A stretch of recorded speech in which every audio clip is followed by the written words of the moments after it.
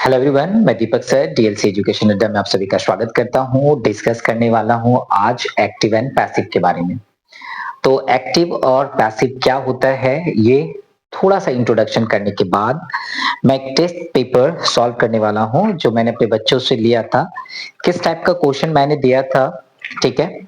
तो यदि आप इसे ले सकते हैं पिक्चर तो ले लीजिए, यदि क्लियर आ रहा है तो, नहीं तो फिर मैं वन बाय वन इस पेपर को सॉल्व करने वाला हूँ। ठीक है, मैंने अपने बच्चों का टेस्ट लिया था एक्टिव एंड पैसिव में, तो ये पूरा पेपर मैं सॉल्व करने वाला हूँ और इससे रिलेटेड जो भी इंफॉर्मेशन है मैं आपको दूंगा, क्योंकि इस पेपर को सॉल्व करने के लिए जिन जिन चीजों की जरूरत थी वो चेक करना है। ऐसे टेस्ट जो मैंने लिया था ये क्लास 9 एंड 10 के बच्चों के लिए था। तो चलिए पहला नंबर क्वेश्चन में जाने से पहले मैं आपको कुछ चीजें आपको बता देता हूँ। देखिए, मैंने एक्टिव एंड पैसिव लिखा हुआ है। ये क्या होता है, एक्टिव एंड पैसिव क्या होता है? सपोज ये एक बोलने का स्टाइल है। क्या है? एक बोलने का स्टाइल, बहुत सिंपल स्टाइल है, मैं ज्यादा समय बर्बाद नहीं करूंगा। यदि कोई ऐसा सेंटेंस है जिसमें कोई काम हो रहा है, ठीक है ना, कोई वर्क यदि हो रहा है, वर्क मतलब कोई काम, कोई वर्क यदि हो रहा है, ठीक है ना, हो रहा है। किसी भी सेंटेंस में यदि कोई भी काम हो रहा है या हुआ है, ठीक है ना, हुआ है, या तो वो काम होएगा, ठीक है, होएगा, ठीक है। तो तीन चीज हो गए। यदि कोई भी सेंटेंस में, कोई भी सेंटेंस में यदि वर्ब मेंशन है, यदि वर्ब मेंशन है, तो मैं बात कर रहा था वर्ब की। किसी भी सेंटेंस में यदि वर्ब है तो इस वर्ब को करने वाला चाहिए, मतलब मुझे डूअर चाहिए, राइट। डूअर मतलब करने वाला। ओके, तो ये चीज समझ में आया आपको।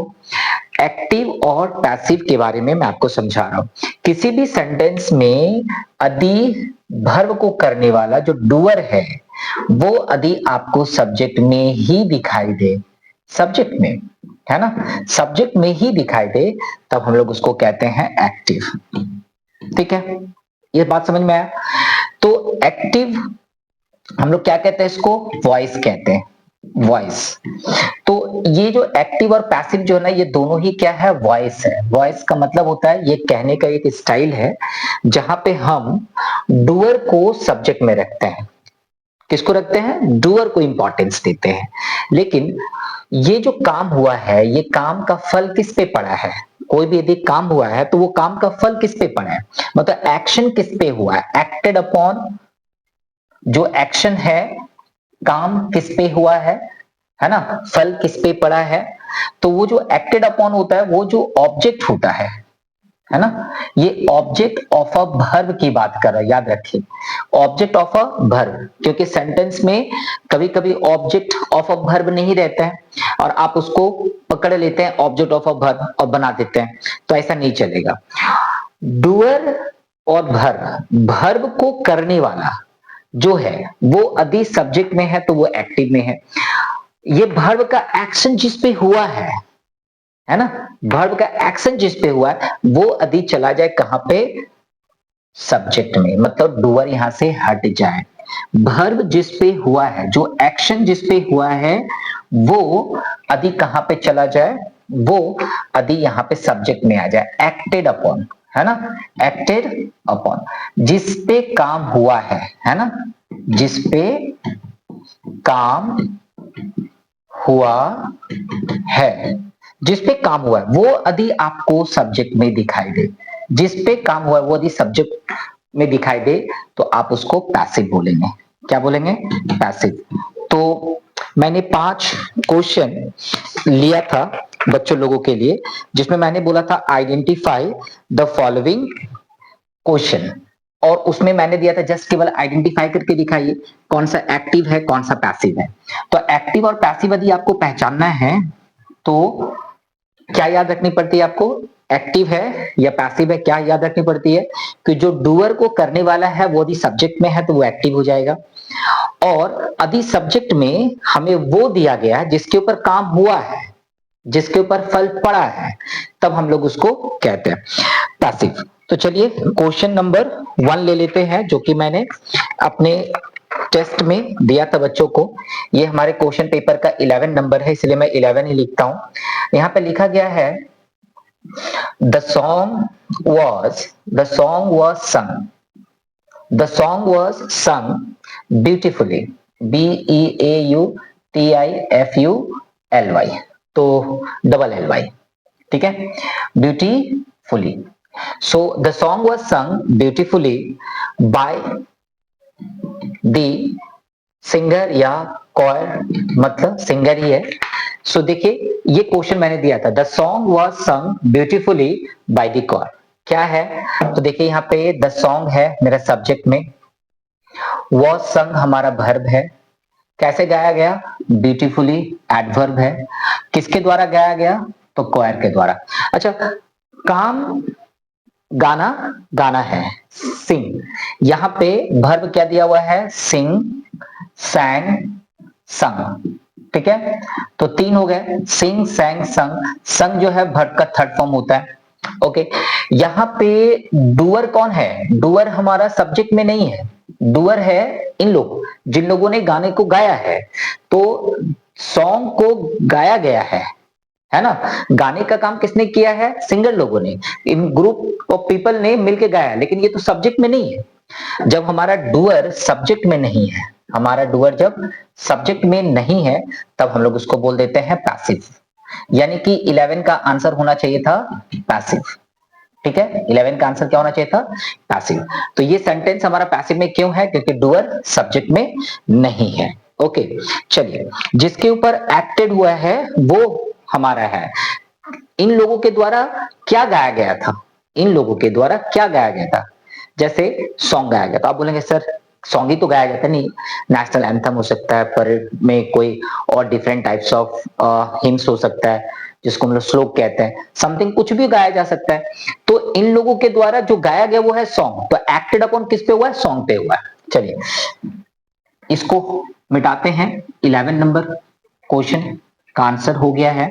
चलिए 12 नंबर देखते हैं क्वेश्चन। 12 नंबर जो मैंने दिया था, ये क्वेश्चन मैंने रैंडमली सेलेक्ट किया था, और क्या है? द डॉग चेस्ड, क्या लिखा है? The dog, CHASED, the dog chase the cat, the dog chase the cat across, तो कहां पे?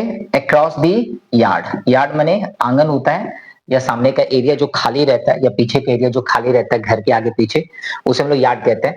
The dog chest, the dog हो गया मेरा सब्जेक्ट, चेस्ट मतलब पीछा करना, किसका पीछा किया गया? कैट का। कहां पीछा किया गया? तो across the yard.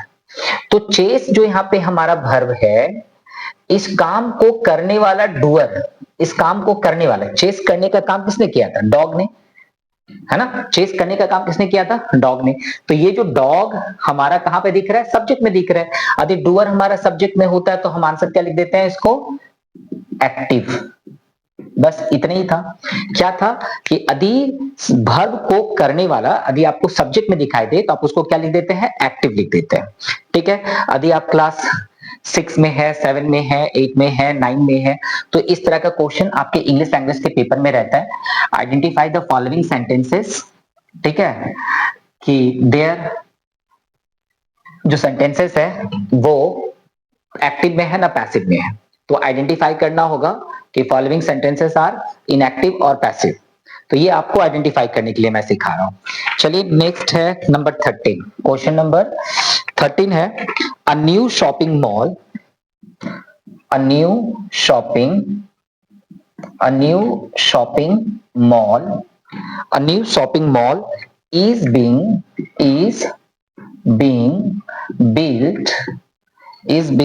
built, T है, ठीक है, is being built in the city, a new shopping mall is being built in the city। क्या बनाया गया? a new shopping mall, ये हमारा सब्जेक्ट है, यही हमारा सब्जेक्ट है। ओके, क्या बनाया गया? तो बिल्ड किया गया, है ना। बिल्ट हमारा क्या है? वर्ब, तो वर्ब को करने वाला डूअर, हम डूअर पे ध्यान लगाते हैं। तो a new shopping mall is being built in the city, कुछ और होना चाहिए था, बाय द इंजीनियर, मैंने नहीं लिखा, लिख देता हूं बाय द ठीक है ना, इंजीनियर, बाय द इंजीनियर। तो काम को करने वाला जो इंजीनियर है वो हमारा कहां पे है, सब्जेक्ट में नहीं है। जो डूअर है वो हमारा ऑब्जेक्ट में दिया हुआ, कहां दिया हुआ है, ऑब्जेक्ट में। डूअर हमारा सब्जेक्ट में नहीं है, इसीलिए ये क्वेश्चन भी हमारा किसमें है, पैसिव में है। So the new shopping mall is being built in the city by the engineer, ये हमारा क्या हो गया, पैसिव वॉइस में हो गया, क्योंकि डूअर कहां पे है, डूअर हमारा ऑब्जेक्ट में है। डूअर यदि हमारा सब्जेक्ट में होता तो हम इसको एक्टिव कहते। तो ये आइडेंटिफिकेशन था। तो 14 नंबर क्वेश्चन है ये, 14 नंबर जो है, the scientist discover, the scientist discovered, the scientist discovered a new क्या डिस्कवर किया गया है, तो स्पीसीज। तो साइंटिस्ट ने डिस्कवर किया है, डिस्कवर करना ही हमारा वर्ब है, वर्ब का हमको डूअर खोजना होगा। तो देखिए डिस्कवर करने का काम साइंटिस्ट लोगों ने किया है, वो कहां पे है, सब्जेक्ट में है। तो ज्यादा दिमाग क्या लगाना, फटाफट इसको बोल देंगे आंसर में कि ये एक्टिव में है, ठीक है ना। तो एक्टिव का मतलब एक्टिव वॉइस, पैसिव का मतलब पैसिव वॉइस।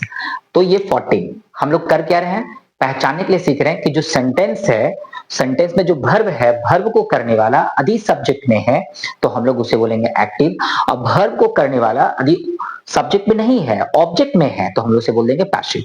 तो ये था क्वेश्चन हमारा 14। चलिए फटाफट एक और रिवीजन करते हैं हम लोग ये लास्ट क्वेश्चन था मेरे टेस्ट में जो मैंने बच्चों लोगों को दिया था। The decision was made after a long, है ना, डिस्कशन। क्या लिख रहे हैं, द डिसीजन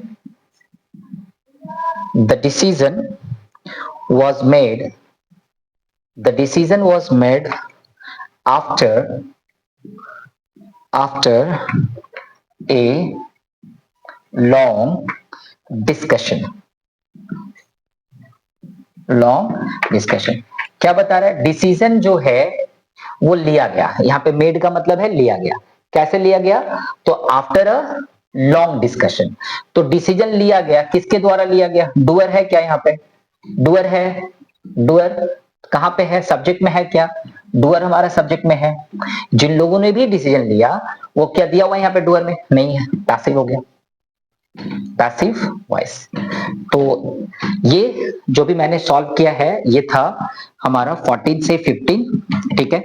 5 मार्क्स का मैंने दिया था टेस्ट में, और जो 5 क्वेश्चन अभी मैंने आपको दिया, इसी तरह का क्वेश्चन पेपर आपको देखने के लिए मिलता है ना, इसी तरह का क्वेश्चन देखने के लिए मिलता है आपके क्वेश्चन पेपर में, जहां पे आपसे केवल सिंपल पूछा जाता है ये एक्टिव में है ना पैसिव में है। पहचानने के लिए आप क्या करते हैं, डूअर को देखते हैं, जो काम हुआ है उस काम का डूअर को देखते हैं, वो सब्जेक्ट में है कि नहीं। डूअर यदि सब्जेक्ट में है तो आप उसको एक्टिव लिखेंगे, ठीक है। और डूअर यदि सब्जेक्ट में नहीं है, वो यदि ऑब्जेक्ट में चला जाए डूअर या मेंशन ही ना हो, तो समझ लेना कि वो पैसिव में है। डन। तो ये था छोटा सा डिस्कशन, मिलते हैं इसके बाकी पार्ट के बारे में नेक्स्ट वीडियो में लेके आता हूं कि कैसे हम लोग एक्टिव से पैसिव बनाते हैं। कुछ करेक्ट द एरर, मैंने टोटल क्वेश्चन 4 दिए थे इसमें, एक था convert to passive, convert to active, identify active and passive, और करेक्ट द एरर, ठीक है। सारे क्वेश्चन को मैं डिस्कस करके लेके आऊंगा 4 पार्ट में। ये था पार्ट 1 जहां पे मैंने इस क्वेश्चन का ये सेक्शन डिस्कस किया है। चलिए यदि आपको पसंद आया तो प्लीज लाइक एंड शेयर कर दीजिए। मिलते हैं नेक्स्ट वीडियो में। Thank you, bye bye.